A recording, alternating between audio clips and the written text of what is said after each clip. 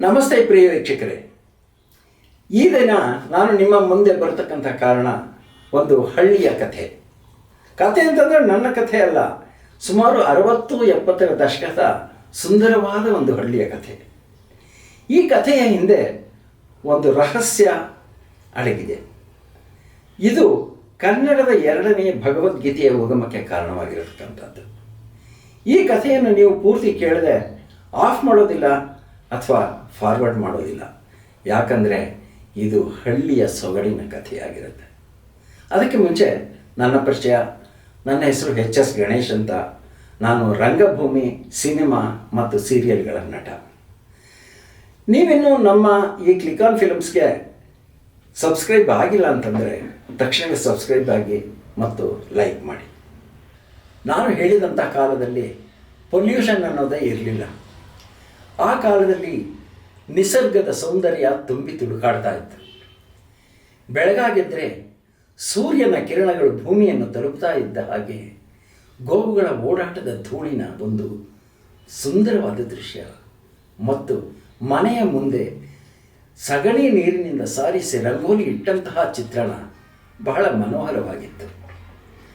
ಮೂಡಲೂರು ಗ್ರಾಮದಲ್ಲಿ ಒಂದು ಸಿರಿತನದಿಂದ ಬಡತನಕ್ಕೆ ಜಾರಿದ ಕುಟುಂಬ.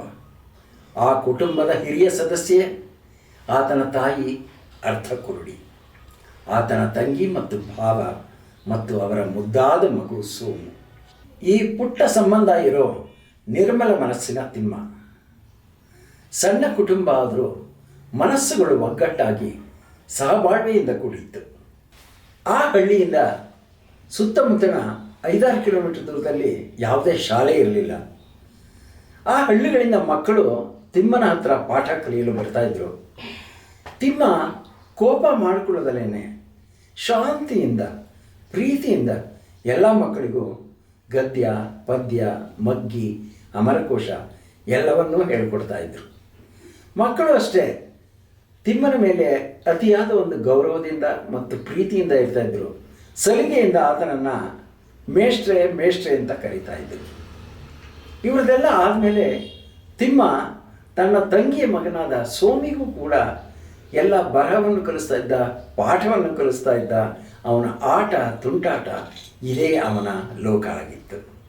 ತಿಮ್ಮನಿಗೆ 50 ವರ್ಷ ಆದರೂ ಕೂಡ ಮದುವೆ ಆಗಿರಲಿಲ್ಲ. ಯಾಕೆ ಅಂತ ಯಾರಿಗೂ ಗೊತ್ತಿಲ್ಲ. ಇವನು ಮದುವೆಗೆ ಇಷ್ಟಪಡಲಿಲ್ವೋ ಅಥವಾ ಯಾರೂ ಹೆಣ್ಣು ಕೊಡೋಕ್ಕೆ ಬರಲಿಲ್ವೋ ಯಾರಿಗೂ ಗೊತ್ತಿಲ್ಲ. ಆದರೂ ಕೂಡ ಈ ತಿಮ್ಮ ತನ್ನನ್ನು ತಾನು ಕೂಳು ಹೆಣ ಮಂಕುತಿಮ್ಮ ಅಂತ ಕರ್ಕೊಳ್ತಾ ಇದ್ದ. ಹೀಗೆ ಕಾಲ ಕಳೀತಿರುವಾಗ ತಿಮ್ಮ ಗುರುವಿನ ತಂಗಿಯ ಮಗ ಸೋಮಿಗೆ ಉಪನಯನ ಆಯಿತು.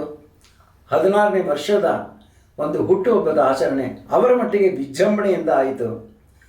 ಸ್ವಲ್ಪ ಕಾಲಾನಂತರದಲ್ಲಿ ಆತನ ತಾಯಿ ಇಹಲೋಕವನ್ನು ತ್ಯಜಿಸಿದರು. ದುಃಖ ತಪ್ತ ಕುಟುಂಬದಲ್ಲಿ ಮತ್ತೊಂದು ದುಃಖದ ಸಂಗತಿ ಎದುರಾಯಿತು. ಅದೇನೆಂದರೆ ಹೆಚ್ಚಿನ ವಿದ್ಯಾಭ್ಯಾಸಕ್ಕಾಗಿ ಸೋಮಿಯು ಪಕ್ಕದ ಮೈಲಾರಕ್ಕೆ ಹೊರಟು ನಿಂತನು. ಅವನು ಹೊರಡುವುದಕ್ಕೆ ಎಲ್ಲ ಸಿದ್ಧತೆ ನಡೆಯುತ್ತಿತ್ತು. ಆದರೆ ಆತನ ಮಾವ ತಿಮ್ಮಗುರು ಮಂಕಾಗಿ ಕೂತಿದ್ದರು. ಬಹಳ ಉತ್ಸಾಹದಿಂದ ಸೋಮಿಯು ಹೊರಟೇ ಹೋದ.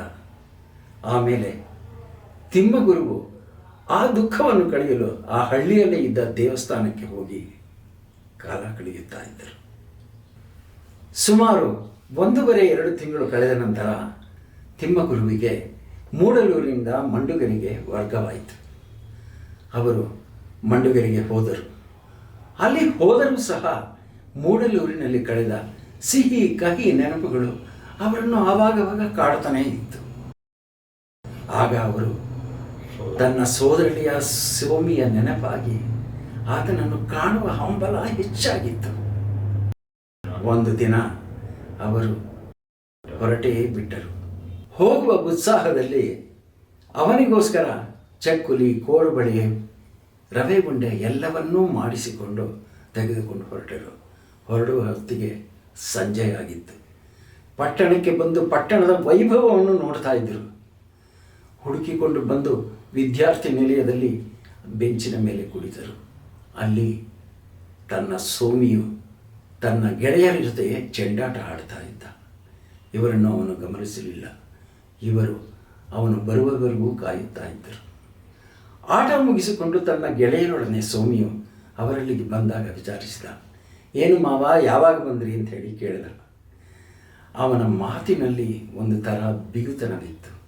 ಇವರಾದರೂ ಹಳೆಯ ಕೋಟು, ಕುರುಚಲ ಗಡ್ಡ, ಇವರಿಗೆ ಒಂಥರ ಇರಿಸಿ ಮುರಿಸುವಾಗಿತ್ತು. ಅವನ ಗೆಳೆಯರು ಎಲ್ಲ ಹೋದ ಮೇಲೆ ಸೋಮಿಯು ಮಾವನೊಡನೆ ಚೆನ್ನಾಗಿ ಮಾತನಾಡಲು ಪ್ರಾರಂಭ ಮಾಡಿದ. ಎಲ್ಲವನ್ನೂ ವಿಚಾರಿಸುತ್ತಿದ್ದ. ಚೆನ್ನಾಗಿ ಎಲ್ಲರೂ ಅವರು ಹರಟೆ ಹೊಡೆಯುತ್ತಿದ್ದರು. ಅದಾದ ನಂತರ ಅವರು ತಂದಿದ್ದ ಚಕ್ಕುಲಿ, ಕೋಡುಬಳೆ ಎಲ್ಲವನ್ನೂ ಆತನು ಸ್ವಲ್ಪ ಸ್ವಲ್ಪವಾಗಿ ತಿನ್ನುತ್ತಾ ಇದ್ದ. ಊಟದ ಸಮಯವಾಯಿತು. ಆಗ ಸೋಮಿಯು ಮಾವನನ್ನು ಊಟಕ್ಕೆ ಕರೆದ. ಅಂದು ಏಕಾದಶಿ ಆದ್ದರಿಂದ ತಿಮ್ಮಗುರು ಊಟವನ್ನು ಮಾಡಲಿಲ್ಲ. ಅವರಿಗೆ ಸೋಮಿಯು ಹಣ್ಣು ಹಂಪಲುಗಳನ್ನು ತಂದುಕೊಟ್ಟ. ಹೀಗೆ ಅವರು ಮಾತನಾಡುತ್ತಾ ಇರುವಾಗ ತಿಮ್ಮಗುರುವಿಗೆ ಮನಸ್ಸಿಗೆ ಸಮಾಧಾನವಾಯಿತು. ಇವನು ನನ್ನ ಹಳೆಯ ಸೋಮಿಯೇ ಎಂದು ಮನಸ್ಸಿಗೆ ಅರಿವಾಯಿತು.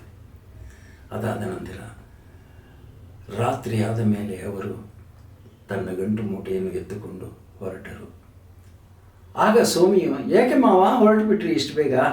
ಇನ್ನೊಂದು ದಿನ ನಿಮ್ಮ ಜೊತೆ ಇರಬೇಕಾಗಿತ್ತು, ಮಾತನಾಡಬೇಕಾಗಿತ್ತು ಎಂದು ಹೇಳಿದ. ಆದರೆ ಅವರು ಕರ್ತವ್ಯ ಪ್ರಜ್ಞೆಯಿಂದ ಹೊರಟರು. ನಾಳೆ ಬೆಳಗ್ಗೆ ನಾನು ಶಾಲೆಗೆ ಹೋಗಲೇಬೇಕು ಎಂದು ರಾತ್ರಿ ಹೊರಟರು. ರಾತ್ರಿ ಹೊರಟು ಬೆಳಗಿನ ಜಾವ ಬಂದು ಶಾಲೆಗೆ ಹಾಜರಾದರು. ಕೆಲವು ಕಾಲ ನಂತರ ಒಂದು ಆಘಾತ ಬಂದೆರಗಿತು. ಸೋಮಿಯ ಕೈಯಲ್ಲಿ ಒಂದು ಪತ್ರವಿತ್ತು. ಪತ್ರವನ್ನು ಓದುತ್ತಾನೆ. ನನ್ನ ಸೋದರಳಿಯ ಸೋಮಿಯು ಸನ್ನಡತೆಯಿಂದ ವಿದ್ಯಾಭ್ಯಾಸ ಮಾಡುತ್ತಿದ್ದಾನೆ. ಅವನು ತನ್ನ ಕಾಲ ಮೇಲೆ ತಾನು ನಿಲ್ಲುವಂತಹ ಒಂದು ಒಳ್ಳೆಯ ಭರವಸೆ ಇದೆ. ಆದ್ದರಿಂದ ನನ್ನ ಮನಸ್ಸಿಗೆ ತೃಪ್ತಿಯಾಗಿದೆ. ಈಗ ನನಗೆ ನನ್ನ ಜೀವನದಲ್ಲಿ ಏನೂ ಬೇಕಾಗಿಲ್ಲ. ಆದ್ದರಿಂದ ನಾನು ನನ್ನ ಆತ್ಮ ಸಂತೋಷಕ್ಕೋಸ್ಕರ, ಆತ್ಮ ಪರೀಕ್ಷಣೆಗೋಸ್ಕರ ಕಾಶಿಗೆ ಹೋಗುತ್ತಿದ್ದೇನೆ. ಇನ್ನು ಮುಂದೆ ನನ್ನನ್ನು ಹುಡುಕಬೇಡಿ ಎಂದು ತಿಮ್ಮ ಬರೆದಿರುತ್ತಾನೆ. ಆ ಪತ್ರದ ಕೊನೆಯಲ್ಲಿ ತಿಮ್ಮ ಒಂದು ಮಾಹಿತಿಯನ್ನು ಕೊಟ್ಟಿದ್ದರು. ಏನು ಅಂತಂದರೆ, ನಾನು ಮಂಡುಗರಿಯ ಈ ನನ್ನ ಮನೆಯಲ್ಲಿ ಒಂದು ಕಡತವನ್ನು ಗೂಡಿನಲ್ಲಿ ಇಟ್ಟಿದ್ದೇನೆ. ಅದನ್ನು ಸೋಮಿ ತೆಗೆದುಕೊಳ್ಳಬೇಕು ಎಂದು ಬರೆದಿದ್ದ. ಅದನ್ನು ಸೋಮಿ ತೆಗೆದು ನೋಡಿದಾಗ ಅದರಲ್ಲಿ ಜೀವನದ ಮಥನದ ಎಲ್ಲ ಅಂಶಗಳು ಇದ್ದವು. ಅದನ್ನು ನೋಡಿ ಅವನಿಗೆ ಬಹಳ ಸಂತೋಷವಾಯಿತು. ಆಗ ಅವನು ಮನಸ್ಸಿನಲ್ಲಿ ಹೇಳಿಕೊಳ್ಳುತ್ತಾನೆ, ನನ್ನ ಸೋದರ ಮಾವ ನನ್ನಲ್ಲಿಯೂ ಇದ್ದಾನೆ ಮತ್ತು ಎಲ್ಲರ ಮನಸ್ಸಿನಲ್ಲಿಯೂ ಇದ್ದಾನೆ. ಆ ಕಡತವು ಯಾವುದೆಂದರೆ ಮಂಕುತಿಮ್ಮನ ಕಗ್ಗ. ನೀವು ಇದುವರೆಗೂ ಕೇಳಿದ ಮಂಕುತಿಮ್ಮನ ಕಗ್ಗದ ಉಗಮದ ಕಾಲ್ಪನಿಕ ಕಥೆ ಇದು. ಇನ್ನು ಮುಂದೆಯೂ ಸಹ ಹೊಸ ಹೊಸ ಸಂಚಿಕೆಗಳೊಂದಿಗೆ, ಹೊಸ ಹೊಸ ವಿಚಾರಗಳೊಂದಿಗೆ ನಾನು ನಿಮ್ಮ ಮುಂದೆ ಬರುತ್ತೇನೆ.